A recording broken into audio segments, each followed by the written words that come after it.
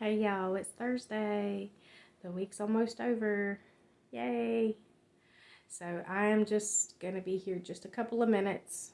I'm going to be honest, I have stopped and started this video a couple times because I have gotten off on a rabbit trail and I did not feel like it's where I needed to go. So I'm just going to keep this short and sweet.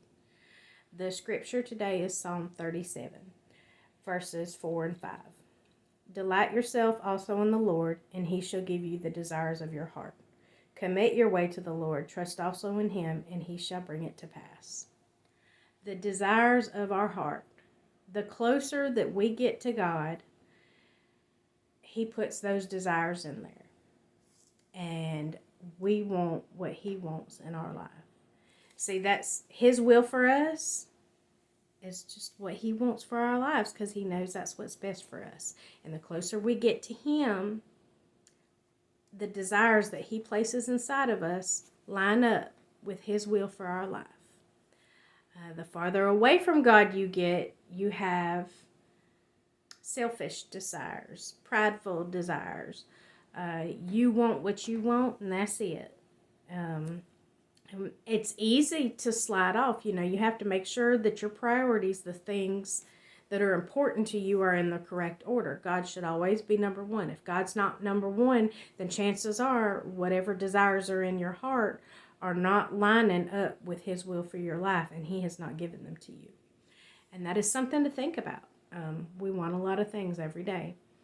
It makes me think about the prayer we say before the end of service on Sunday mornings at church. We say the Lord's Prayer, and we say, Lord, I want what you want in my life. And that is the desire of your heart, if you really mean that. I'm only going to be here for just a couple of minutes today because this could get thrown off track in a bunch of different ways, and I'm not going to do that. God gives us desires. He gives you something in your heart. We have all been given things to do. Maybe it's for a short period, maybe it's for a long period, but keep God at your number one priority. Stay in his word, stay in prayer, stay in communication with him.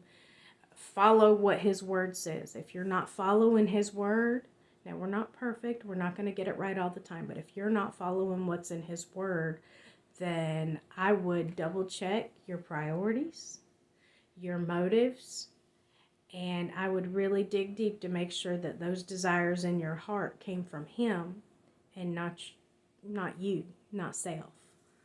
Because we need to be in tune with God in order for those desires in our heart that he promises to give us to be what he wants. He's not going to do it outside of his will. Now, if you continually butt heads with him about it, he's going to say, all right, go ahead and see what happens. He's not going to make nobody do nothing. But in order for you to receive the desires of your heart, they have to line up with his will for your life. What is his will for your life? To live a good life, to be saved, to go to heaven, to tell other people about Jesus. I don't know all the details in between, but that's the basic draw out of it. Again, Psalms 37, verses 4 and 5. Delight yourself in the Lord, and he shall give you the desires of your heart. Commit your way to the Lord. Trust also in him, and he shall bring it to pass.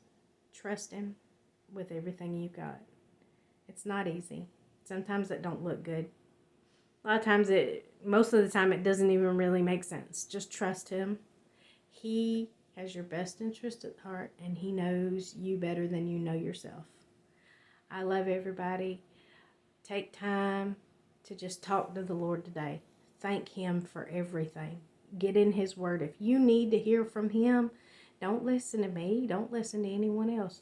Read the Bible and listen to what he has to say to you. Pray. Ask him where you should look in the Bible. Staying in communication with him keeps him the number one priority in your life. Have a great day.